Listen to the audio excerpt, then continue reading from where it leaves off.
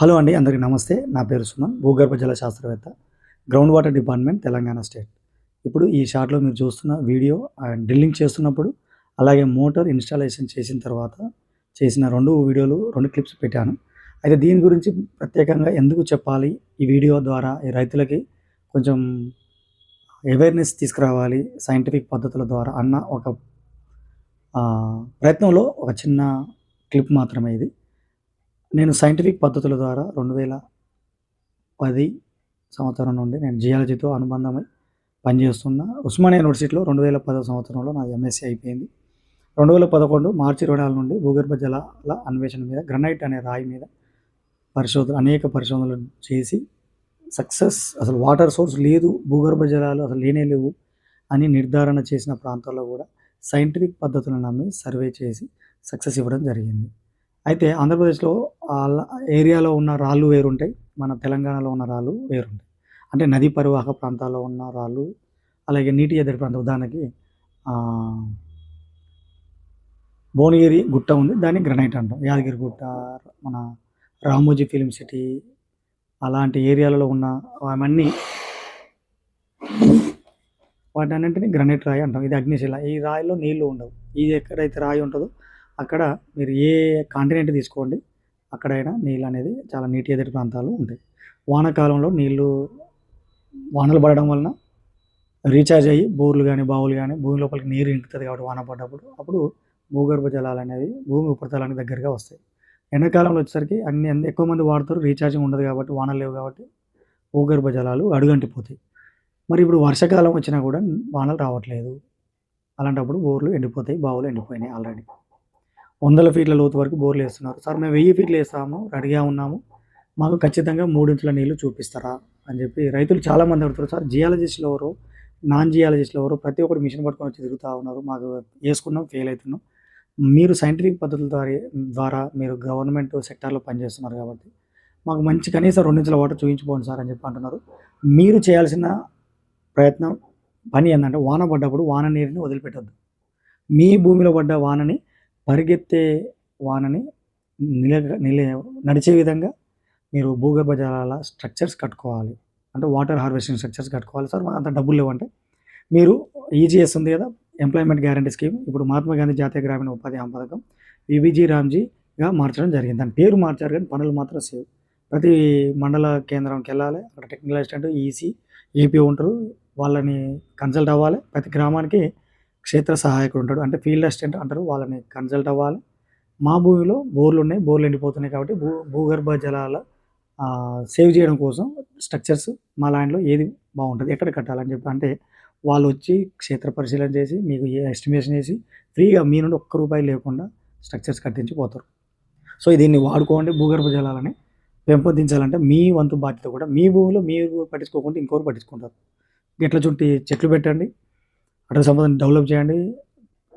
తెలంగాణలో కోతులన్నీ వచ్చి ఊర్లో పడ్డాయి, అందరినీ కరుస్తున్నాయి, ఆరోగ్య సమస్యలకి ఇబ్బంది అవుతున్నాం, భయం అవుతుంది. మన ఇంట్లో మనం తినాలన్నా తినలేకపోతున్నాం. ఒకప్పుడు ఒక్క ఒంటరి కోత వచ్చిందని అనేటోళ్ళం, కానీ ఇప్పుడు మనుషుల కంటే ఎక్కువ కోతులు ఎక్కువైనాయి. ఇదంతా ఎందుకంటే అడవిని నాశనం చేస్తున్నాం కాబట్టి. ఒకప్పుడు బావులలో వాటికి దొరికేది, ఏదో దారి తప్పి ఒకటి వచ్చేది, కానీ ఇప్పుడు అన్నీ వస్తున్నాయి. ఎక్కడైతే ఉపాధి ఉంటుందో అక్కడికి వస్తాం కాబట్టి ఆహారం లేనికుంటే ఆహారం దొరికిన దగ్గరికి ప్రయాణం మనం కూడా సాగిస్తుంటాం. వాటి జీవన పరిణామ క్రమంలో తినాలి కాబట్టి, తింటే వాటికి బతుకుంటుంది కాబట్టి వస్తాయి, కరుస్తాయి, గుంజుకుంటాయి. కాబట్టి అడవులని నరికివేసినప్పుడు మళ్ళీ కొత్తగా మొక్కలు పెట్టుకోవాలి. మీ బావి చుట్టూ మొక్కలు పెట్టుకోవాలి. వాన పడ్డప్పుడు వాన నీటిని హోల్డింగ్ చేసే కెపాసిటీ మొక్కల వేర్లకు ఉంటుంది. చెట్లు లేనప్పుడు వాన పడుతుంది అనుకోండి, పడేదే కొంచెం, ఆ పడ్డ వాన కాస్త లోతటి ప్రాంతానికి వెళ్ళిపోతుంది, మంచినీరు కూడా వృధా అయిపోతుంది, మీ బీటాలు బారిపోయి బోర్లు పోయాయి, బావులు నీళ్ళు రావు, మీరేం చేయలేరు. కాబట్టి రైతులు మీ వంతు బాధ్యతగా మీ భూమిని కాపాడుకోవాల్సిన బాధ్యత మీది. మీ భూమిలో పడ్డ వానని మీరే దాచిపెట్టుకోవాలి. సరే, ఎవాపరేషన్ జరుగుతుంది, కానీ రీఛార్జింగ్ అయితే చేయాలి కదా. స్ట్రక్చర్స్ కట్టుకోవాలి, ఫారం పాండ్స్ కట్టుకోండి, mini percolation tanks, RFDs, LBDs, check dams, check walls కానీ కట్టుకోండి. అందరి సమక్షంలో కట్టుకుంటే బాగుంటుంది. ప్రభుత్వ పథకాలని వాడుకోవాలి. ప్రభుత్వ అధికారుల చేత పనిచేయించుకోవడం మన హక్కు, మీ హక్కు కూడా. ప్రజలు లేకుంటే ఎవరు లేరు, నేను లేను, ఎవరు లేరు, అసలు అన్నమే దొరకదు. అట్లా ఈ భూగర్భ జలాల విషయానికి వచ్చేసరికి ఈ తిరువూరు అనే గ్రామంలో రెడ్డి అనే వ్యక్తి వాళ్ళ కొడుకు జర్మనీలో పనిచేస్తాడు. నాన్న మీరేదన్నా ఊరి కోసం ఒక పని చేయండి అని చెప్పి అతనికి కొన్ని డబ్బులు పంపిస్తే ఊరి కోసం ఒక కొబ్బరికాయ ఆ వ్యక్తితో ఎవరైతే చూస్తారో డౌసింగ్ మెథడ్ ప్రకారం అశాస్త్రీయ పద్ధతుల ద్వారా అతన్ని తీసుకెళ్ళి ఒక దగ్గర చేపిస్తే శ్మశానం వాటి కోసం బోర్ వేస్తే 2 ఇంచుల వాటర్ పడ్డది. సక్సెస్ అయింది. అదే పర్సన్ తీసుకొచ్చి ఈయనకున్న 10 ఎకరాల స్థలంలో నల్లరేగడి భూమిలో మొత్తం ఇట్లా పట్టుకొని తిరిగితే ఇదంతా తిరిగారంట ల్యాండ్ అంతా.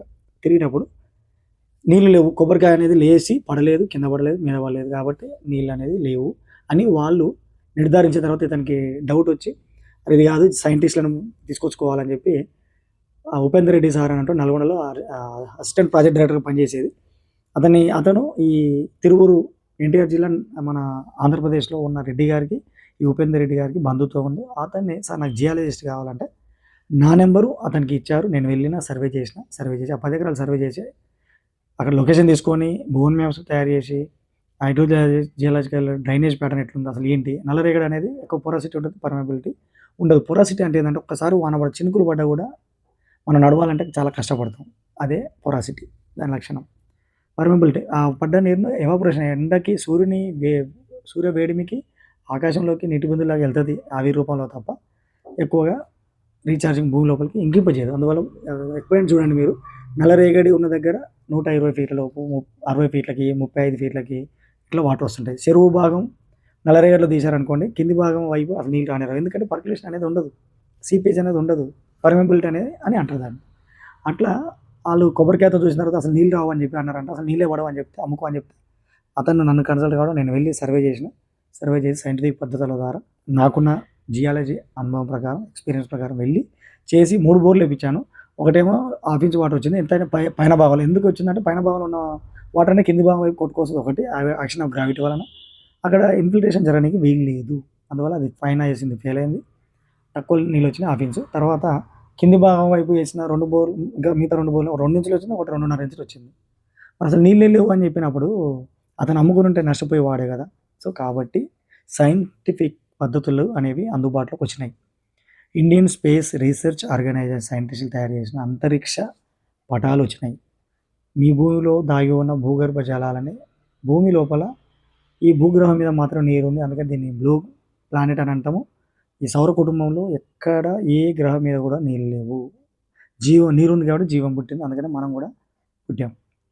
కాబట్టి దీన్ని మనం భావితరాల కోసం మనం కాపాడాల్సిన బాధ్యత ఎంతగానో ఉంది. ఇప్పుడే 2026 సంవత్సరంలోనే వానాకాలంలో ఇట్లా ఉంటే పరిస్థితి 2050 తర్వాత ఆలోచించండి. నీళ్ళు లేకుంటే ఏం చేస్తాం? కరువు వస్తుంది, కాటకాలు వస్తే చచ్చిపోతాం. కాబట్టి భూమిని కాపాడుకోవాలి. భావితరాలకి సహజ వనరు అయిన నీటిని భావితరాలకు దాచిపెట్టాలి. నీటిని ఒడిసిని పట్టాలి. ఒడిసి పట్టాలంటే జల్లెడ బట్టి కాదు, వాన పడ్డప్పుడు గుంతలు తీసుకోవాలి, చెరువులు కట్టుకోవాలి, చెట్లు పెట్టాలి, ఇవన్నీ చేయాలి. వీటి కోసం ప్రభుత్వ అధికారుల చేత పని చేయించుకోవాలి. ఉపాధి హామీ పథకాన్ని మీరు వాడుకోవాలి.